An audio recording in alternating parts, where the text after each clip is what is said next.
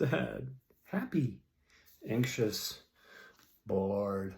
Yes, these are all emotions. We have hundreds of them a day. But when you start to bury those emotions in a bag of chips or a pint of ice cream, that's an issue. Emotional eating is a real thing.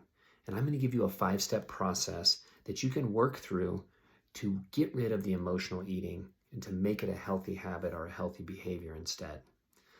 Now, mastering what I call the 3 M's is always going to help with your emotional eating. And I have a simple guide for that if you want, just message me below, put 3 M's in the comments, or you can even send me a DM and I'll send it right over to you. It's simple. It gives you a way to master the 3 M's to get you improving your life in several different ways. Now let's get into those 5 steps of my process to rid yourself of emotional eating.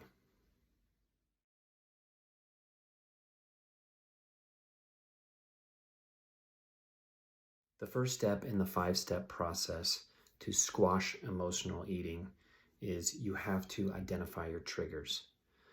Now, what I mean by this is awareness is always the first step. You have to see what leads up to the emotion that puts you into the behavior of emotional eating. Now, is this stress from work, stress from a family member, financial stress? Maybe it's boredom, maybe it's overwhelm or anxiety, but whatever it is, you have to identify it. And that's the whole point of this step. It's not to fix it right here and now, it's to identify it. And you have to know what it is and start to see this pattern of how that certain emotion leads to emotional eating. So your first step is you have to identify what it is that triggers your emotional eating. The second step to eliminating emotional eating is that you have to insert a different behavior. Now that you've identified what your trigger is, you have to look at the behavior, which is emotional eating, and you have to replace it with something. You can't just eliminate it. The only way to really get rid of a habit that's ingrained in your lifestyle is you have to replace it with something. So let's look at something healthier. Because eating is a physical and it satisfies this emotion and physical and hormonal response. Let's do the same thing with another behavior. Maybe you go for a walk. Maybe it's some air squats and some push-ups. Maybe it's meditating because you're more cerebral and you want to just think about all the happy and beautiful things in your life and what you're actually grateful for. Maybe it's just writing it out.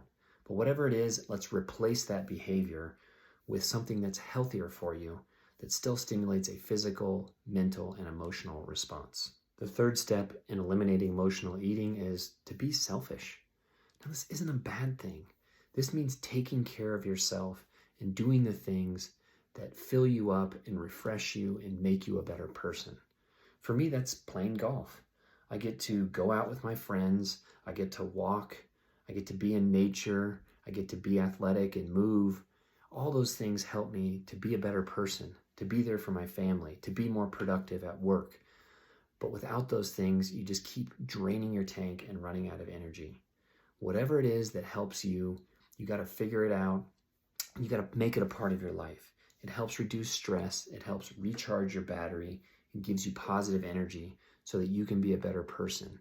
Being selfish doesn't mean doing things only for yourself. It means doing things that make you feel better so that you can be a better person for everybody else in your life. The fourth step to get rid of emotional eating is you have to seek support. Whether that's a nutrition coach or whether it's from a professional therapist, you have to know when it's right to seek some help. And I'm not a therapist, but something I use as self-awareness technique with my clients is just to write it out, to see what those triggers are. This goes back to the first point where you have to be aware of it. Then we can start to see these patterns and you can start to connect the dots of when you think you're set up to fall into that trap of emotional eating. But you have to know when to ask for help, when to ask for some support. And this isn't a sign of weakness. This is a sign that you're reaching out to improve yourself, to make yourself better. You're putting in the work. You're just having somebody guide you along the way. So know when you need to seek support and know the type of person you need to seek support from. Step number 5 to eliminate emotional eating is to reward yourself. Find something that's a non-food related reward. Maybe that's a new pair of workout shoes. Maybe that's celebrating with your family for a movie night at Flicks. Maybe that's getting a mani or a pedi or a facial. I've had a few of those now and they're amazing. I love them. But find that non-food related reward.